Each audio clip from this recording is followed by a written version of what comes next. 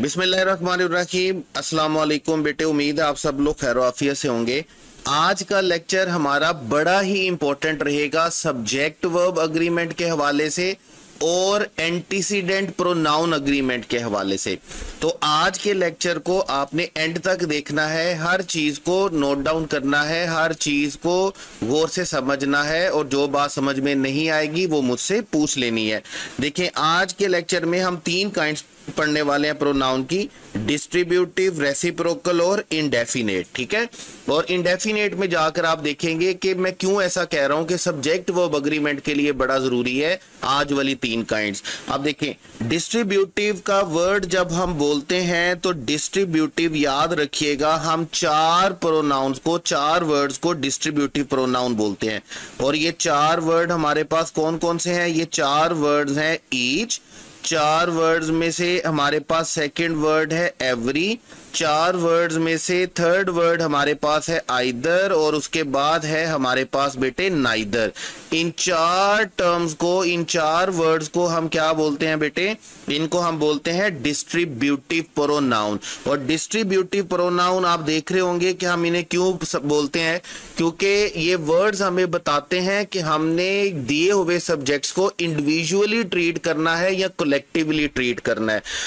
ठीक है, तो ये हमारे पास कौन कौन से वर्ड हैं? ईच है, एवरी है, आइदर है और नाइदर है।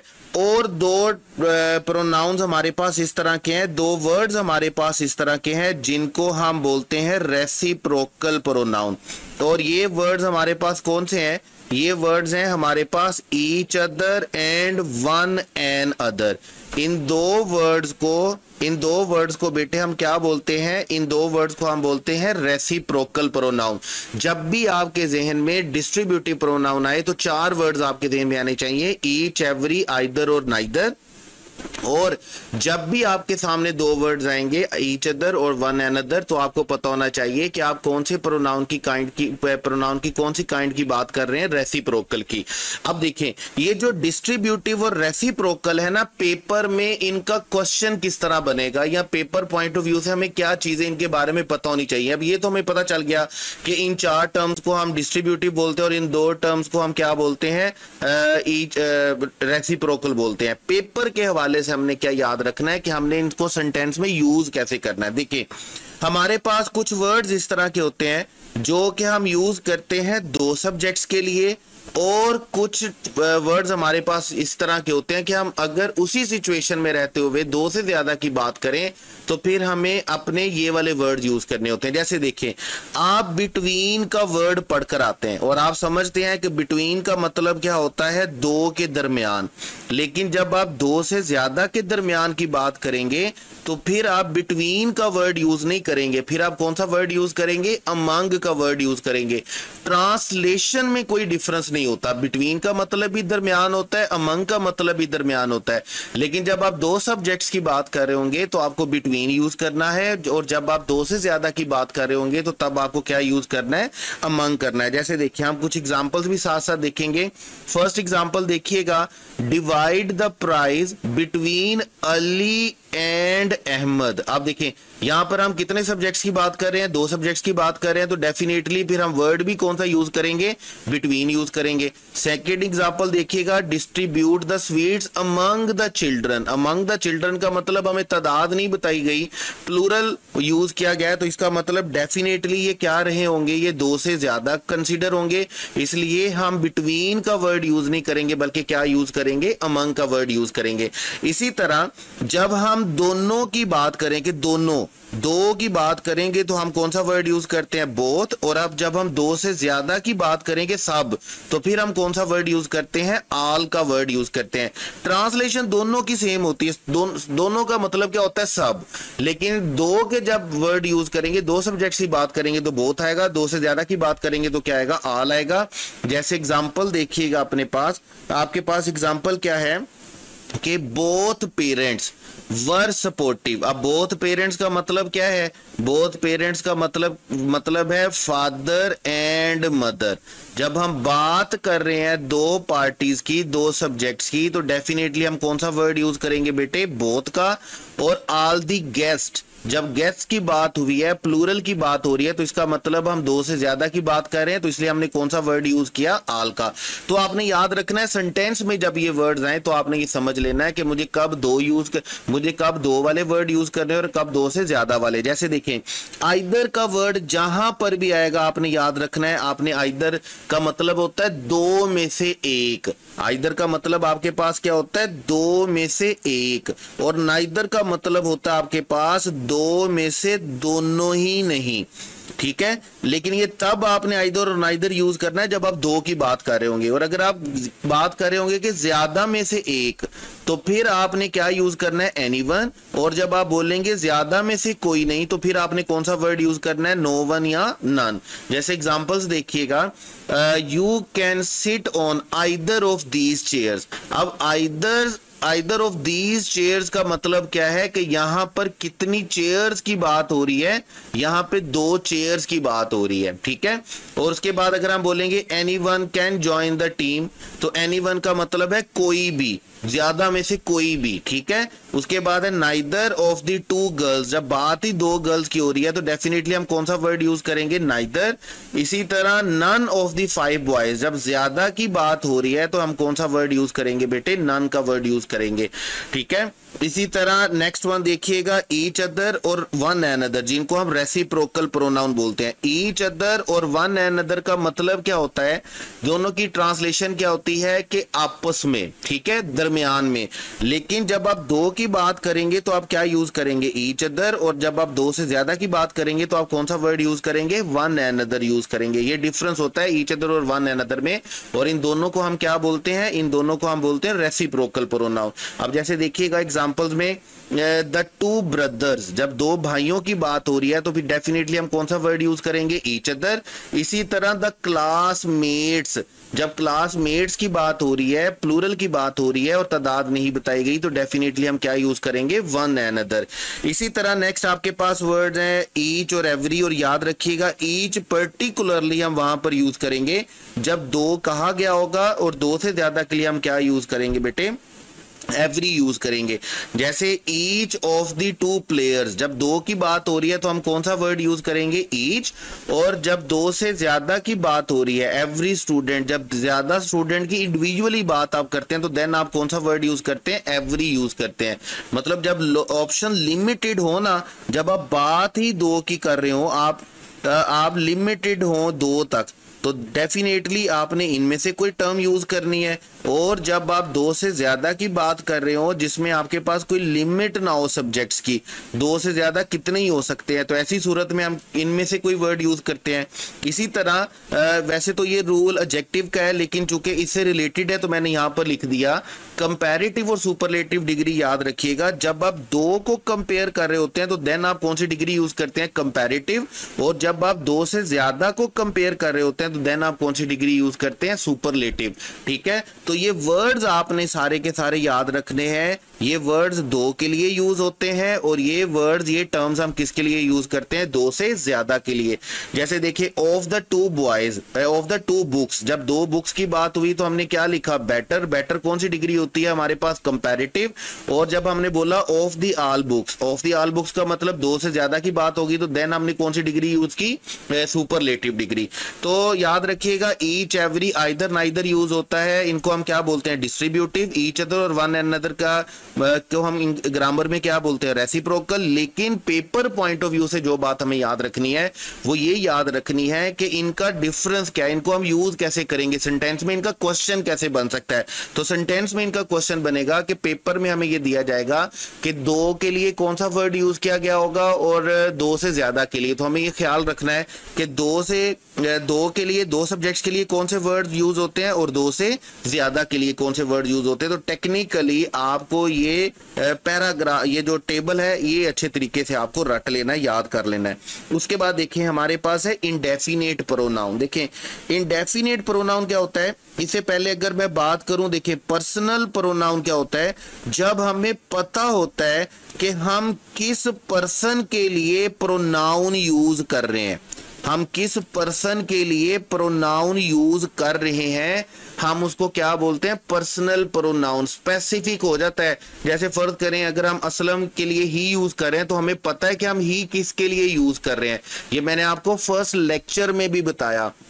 और याद रखिए बहुत सारे बच्चे जो है वो मैसेजेस कर रहे हैं कि सर एंटीसीडेंट प्रोनाउन का प्रोनाउन अग्रीमेंट जो कि सिलेबस में वाज़े तौर पर लिखा हुआ है, एंटीसीडेंट प्रोनाउन अग्रीमेंट, इस पे लेक्चर रिकॉर्ड करें। तो बेटे इस बात को समझ लें अच्छे तरीके से कि ये जो प्रोनाउन के 4 लेक्चर्स हैं ये सारे का सारा एंटीसीडेंट प्रोनाउन अग्रीमेंट ही है। एंटीसीडेंट प्रोनाउन अग्रीमेंट देखें, अब मैं आपको बता देता हूं, असल में एंटीसीडेंट टर्म चूंकि आप लोगों ने पढ़ा नहीं होता तो इसलिए वहां पर कंफ्यूजन क्रिएट होती है। देखें अगर मैं असलम के लिए वर्ड यूज करता हूं तो मैं असलम के लिए कौन सा वर्ड यूज करूंगा, मैं असलम के लिए वर्ड यूज करूंगा ही का प्रोनाउन यूज करूंगा। अब देखें ही तो ग्रामर में क्या बन गया, ही ग्रामर में बन गया प्रोनाउन, लेकिन जिस नाउन के लिए, जिस नाउन की जगह पर ये ही यूज हुआ है ना उसको ग्रामर में हम क्या बोलते हैं, एंटीसीडेंट बोलते हैं। ये मैंने आपको लेक्चर 1 में भी बड़ी डिटेल से बताया। प्रोनाउन का जो लेक्चर 1 है उसमें मैंने एंटीसीडेंट प्रोनाउन अग्रीमेंट आपको बताया है कि जो प्रोनाउन के लिए, जिस नाउन के लिए प्रोनाउन यूज किया जाता है ना ग्रामर में उसको एंटीसीडेंट बोलते हैं। अब एंटीसीडेंट प्रोनाउन अग्रीमेंट क्या होता है कि हमारे प्रोनाउन का हमारे एंटीसीडेंट के साथ अग्री करना लाजमी है। जैसे देखिए मैं असलम के लिए दे का वर्ड यूज नहीं कर सकता। उसकी रीजन क्या है कि ये असलम के साथ अग्री नहीं करता। किस में अग्री नहीं करता, ये असलम के साथ नंबर में अग्री नहीं करता। क्यों? क्योंकि असलम सिंगुलर है और दे क्या है, प्लूरल है। मैं असलम के लिए शी का वर्ड यूज नहीं कर सकता। क्यों नहीं कर सकता? क्योंकि शी क्या है, फेमिनन है, और जबकि असलम क्या है, मैस्कुलिन है।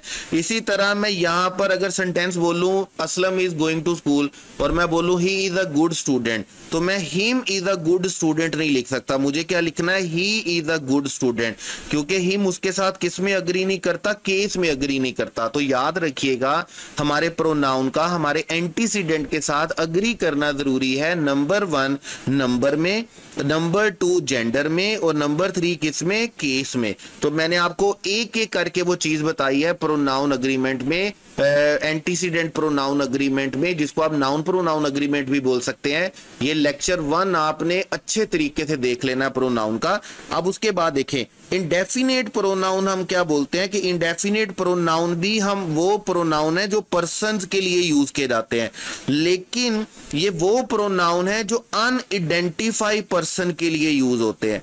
अनआइडेंटिफाइड पर्सन का मतलब क्या होता है, ये वो पर्सन्स हैं जिनको सेंटेंस में पहले से लिखा नहीं गया होता, ये स्पेसिफिक नहीं होते हैं।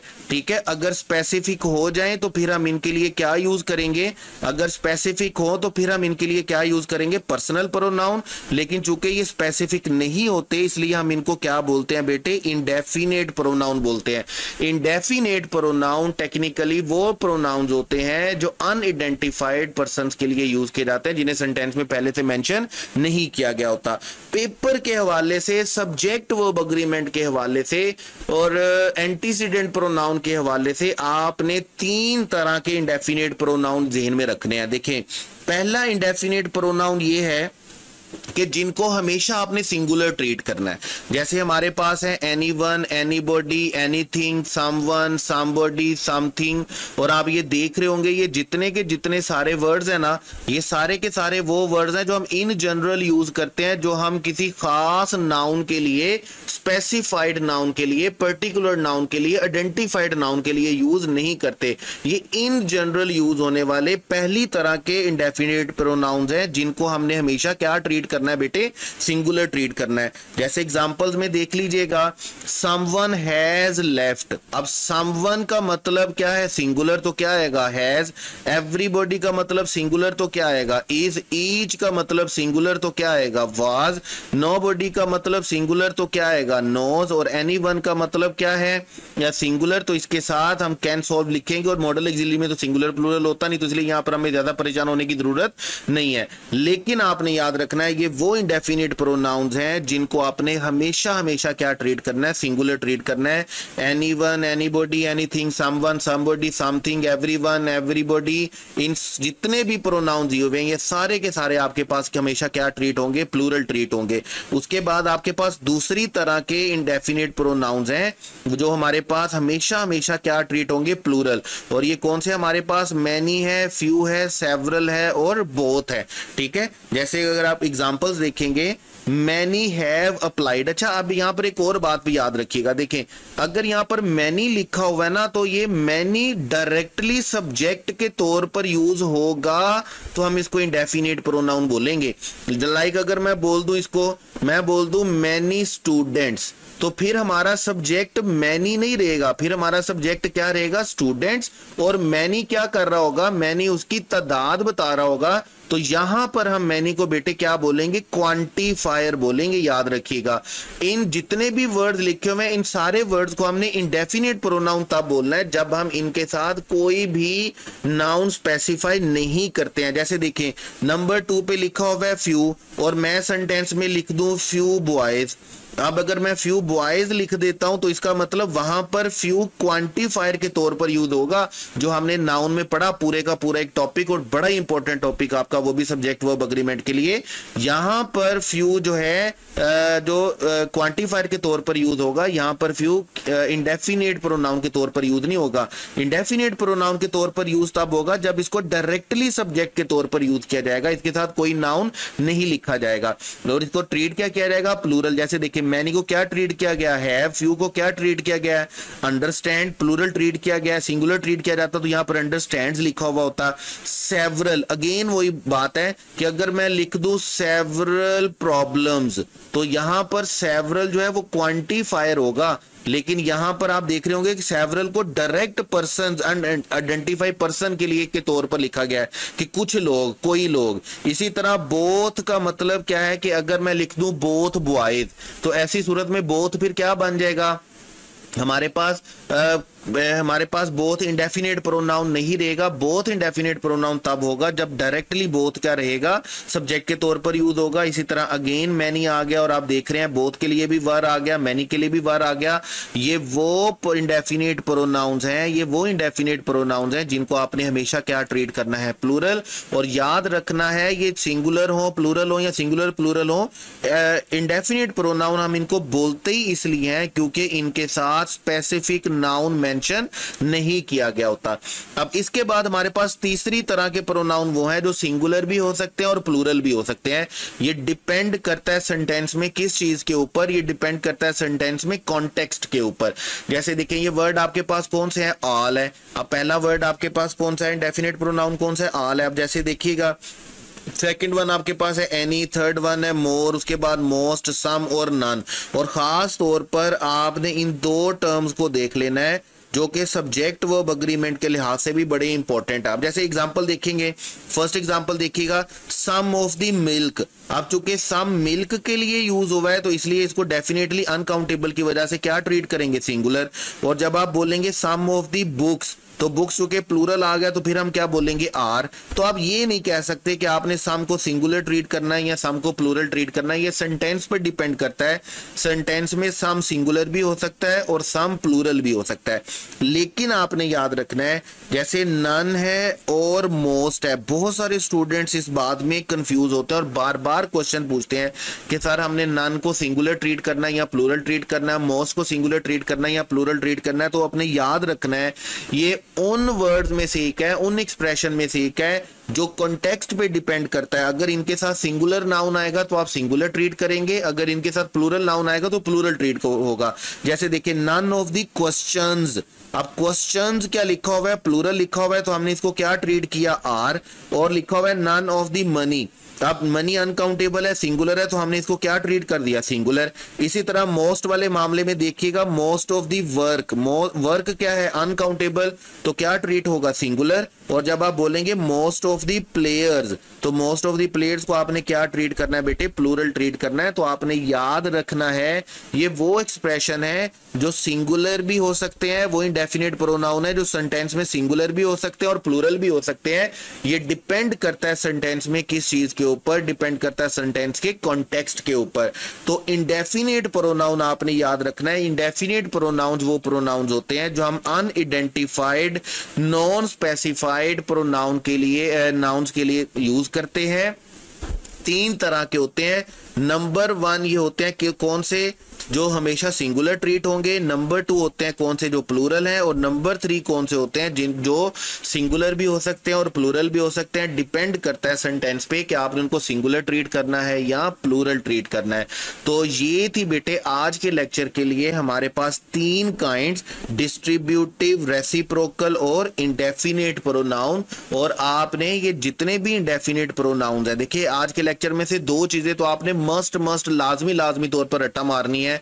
नंबर 1 तो आपको जो डिस्ट्रीब्यूटिव और रेसिप्रोकल का टेबल बताया उसको आपने अच्छे तरीके से रट्टा मारना है।